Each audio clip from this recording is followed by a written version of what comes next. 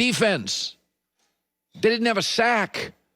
Drew Brees said, we're out of sync. Why? You've been there forever. So's the coach. It's mostly the same pieces without Michael Thomas. Raiders didn't have two of their best offensive linemen. They were fine. Again, Derek Carr was the better quarterback. He had a livelier arm.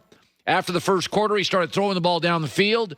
He gave us a few arm angles. He was more mobile and athletic. He had more juice. He had more energy, and that was against the better defense. Trust your eyes. Wow. Brees is accurate. So is Kirk Cousins. Brees is excellent at the line of scrimmage. So is Kirk Cousins. Half of the Saints' completions to a team without a pass rush were to running backs. Trust your eyes. Then look at the data. The data tells you, in a league with these hyper-athletic quarterbacks, Kyler and Russell and Aaron and Lamar and Mahomes, the Saints' ceiling is dink and dunk and dink and dunk. What about Michael Thomas? What about him? He's not really a rangy deep threat. He's just a great receiver, 17 yards and in, and he's great. It's okay. Now, Drew Brees afterwards will tell you he's still very good at what he's supposed to do. Here it is. I've always evaluated myself on being a great decision maker. And so at the end of the day, I'm going to throw the ball to the open guy, move the ball down the field, score points, help us win football games. So that's my job. My job is to help put everybody around me in the best position to succeed. And that's all I'm focused on. That usually can win games in this league. But again, what is the standard for Drew Brees? What is the standard now for the Saints? They keep winning the division. That's not just the standard. Completing, accurate line of scrimmage, that's a lot of Kirk Cousins, and he doesn't get to Super Bowls. The league is changing. The business is changing. The rules are changing. It is benefiting mobile quarterbacks. Wide receivers have never been more valuable. Free touchdowns all over the league. And the Saints don't get any of them. So until further notice, I have two tiers of quarterbacks in the NFL. I've got the oh my God tier. That's Russell Wilson, Mahomes, and Lamar Jackson. And then the special tier, and until further notice, Breeze out, Derek Carr in. Oh, by the way, Carson Wentz, you're on the clock. I'll give you 2 more weeks. That's officially what it is. Nothing personal. Trust your eyes. Put down the pom-poms. We have stuff we can see. The better quarterback last night, throwing with arm angles, livelier, letting her rip, a lot of velocity, throwing to tight ends, wide receivers, slot receivers, running backs against the better defense was absolutely Derek Carr. Derek Carr was a better quarterback. Well, Drew was on the road. There was no crowd. The Monday Night Football broadcasting guy, that was the closest 3 people were together. That was the crowd. I thought Derek Carr was a much better quarterback last night. All right, let me shift to this.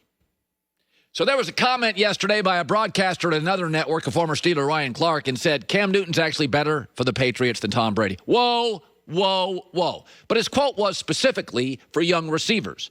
He said Jacoby Myers, Damiere Byrd, N'Keal Harry are better off with Cam Newton than Tom Brady could ever give these guys. That's not a knock on their careers. It's not in any way to negate Brady's greatness. They needed Cam Newton. This was a match made in heaven. Now, I will say this. Jacoby Myers and the other kid don't matter. I could care less. N'Keal Harry? Oh, no, Cam Newton's better for him.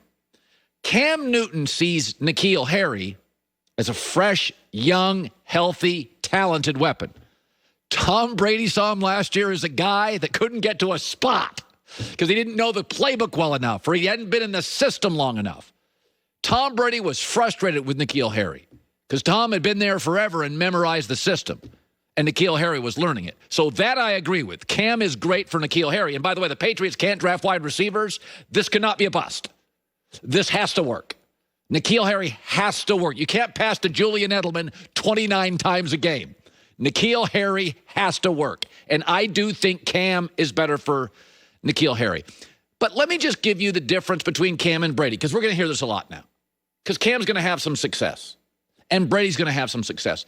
Think about it this way. Here's my analogy. Tom Brady is the great conductor. And when you have the great orchestra, Welker, You had good running backs, Randy Moss, a young Gronk. Brady created the greatest music we've ever heard. Cam is a lead singer. Give him the mic. You don't even notice the drummer. The orchestra, the symphony becomes a little less crucial. I mean, in Cam's MVP year, ask yourself, do you remember who their number one, number two receivers were? Yeah, nobody does. Cam, when you have a garage band and marginal talent, like New England right now has, Cam's a great fit. Cam's a playmaker. Cam grabs that thing, and he is in the front of the stage, and he is just bellowing and a showstopper. He is the show. And this is a garage band. There's not much here. Now, Tom Brady has moved down to Tampa, and that is quite an orchestra. 7, 8, 9 weapons at his disposal. And Tampa last year had another conductor. His name was Jameis, and he would forget songs occasionally and lose the baton. Tampa is perfect for Brady. When you give him weapons, he is the great conductor. He gets everybody in the right spot. He plays to their strengths. He puts the ball in the right spot. He doesn't turn it over much. He takes just enough risks. Cam's always been more lead singer. It's not as much about the orchestra. And when you give Cam nothing to work with, he's better than Tom.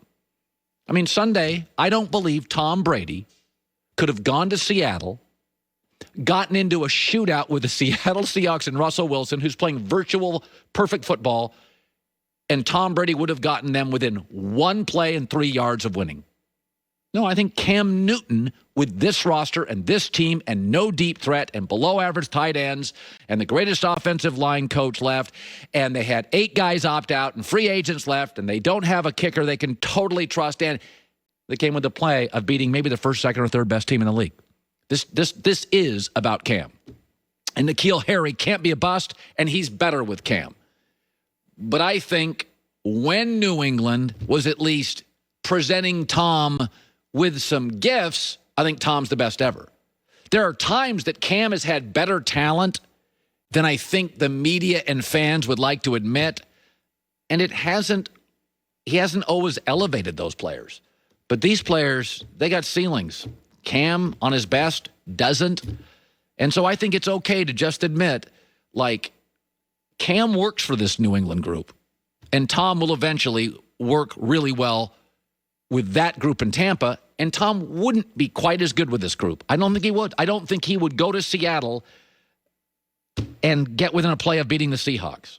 Cam Newton was on Boston radio this morning, and he admits this is a really, really good fit for him on a multitude of levels.